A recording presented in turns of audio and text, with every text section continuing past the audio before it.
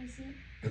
I'm back with I Survived, the eruption of Mount St. Helens, 1980, by Lauren Tarshis, illustrated by Scott Dawson.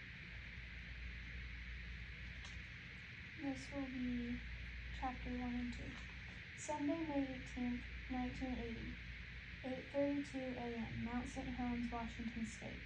For more than 100 years, Mount St. Helens had been a quiet, beautiful mountain surrounded by forests. Hikers climbed its winding trails, skiers raced down its snowy slopes, children splashed in its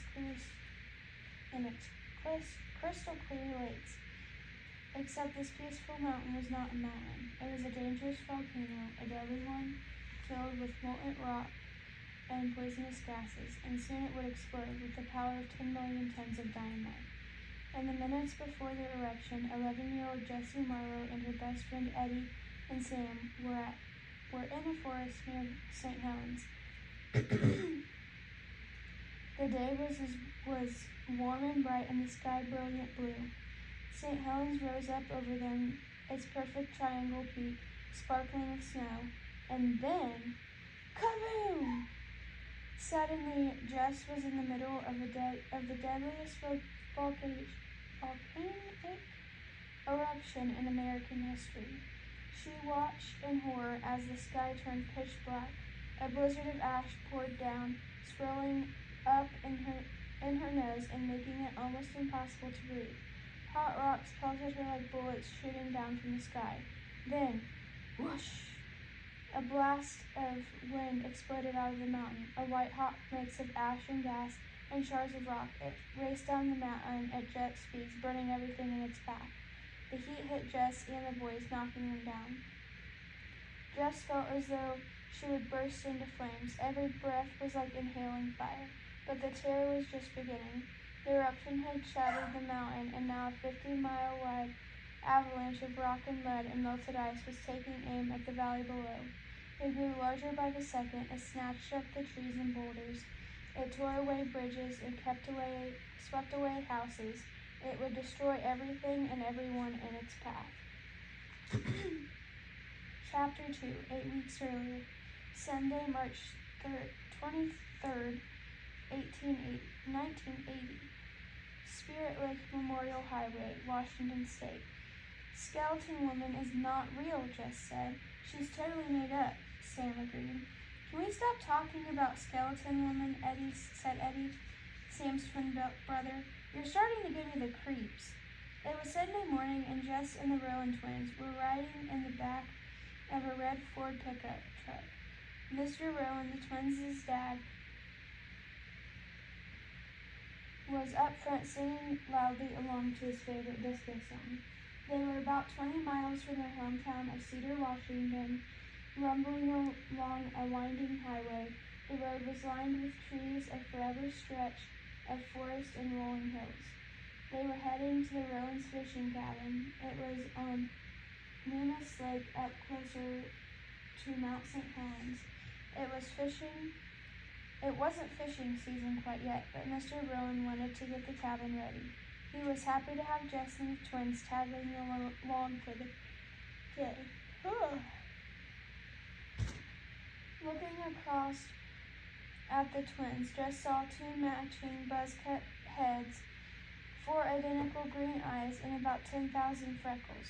When they were little, Jess would have done anything to look more like them. She'd blown out her birthday candles with a wish for green eyes instead of brown. She'd even draw magic marker freckles onto her pale skin. But Jess had outgrown that, and anyway, the twins weren't so exactly alike. Eddie was quiet and serious. Sam never shut up, and he had a fearless streak that sometimes got all 3 of them into big trouble. Like today, for example. Mr. Rowan didn't know the real reason that Jess and the boys wanted to get up to the mountain. Skeleton Woman. She was an evil woman from a scary old story, like the kind of the witch from the Hansel or Gretel, and worse, because she supposedly lived around here. She had wild white hair and coal-black eyes and rusted metal claws instead of fingers. According to the old legend, she lurked in the dark forests that covered the slopes of Mount St. Helens. the mountain that rose up over this whole valley. She wandered through the woods searching for children whose bones she made to use her magic powers. It was just a creepy story, the kind you told while you were roasting marshmallows or huddled together at a slumber party. But some of the kids in their school actually believed Skeleton Woman was real. One girl, Missy Samuels, swore Skeleton Woman lived in a broken-down shack in the woods near Loomis Lake. That whole part of the forest is cursed, Misty had said, flicking one of her curls. It had been last Wednesday, and they were on the blacktop at school. Eddie had been impatiently bouncing a red rubber ball. Usually they played kickball at recess, but Missy wouldn't stop yakking about Skeleton Woman. Jess used to be good pals with Missy, but that was about a million years before Missy's dad got an important new job at the lumber company. Now Missy lived in the biggest house in Cedar, the only big house in Cedar. Skeleton Woman is in those woods, Missy went on. My dad said some of his workers saw her, and now they refuse to step foot in that part of the forest. That's not true, Jess said. They saw her, Jess, Missy insisted. Her clothes were covered with blood.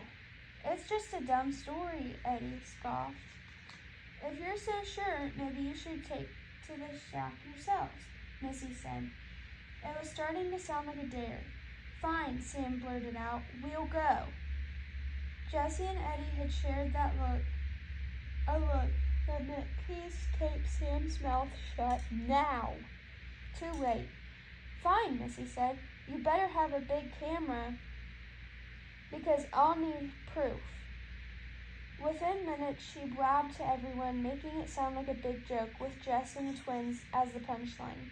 So of course they couldn't back out, which is why they were here, on this cold morning, sitting on the back of the red pickup.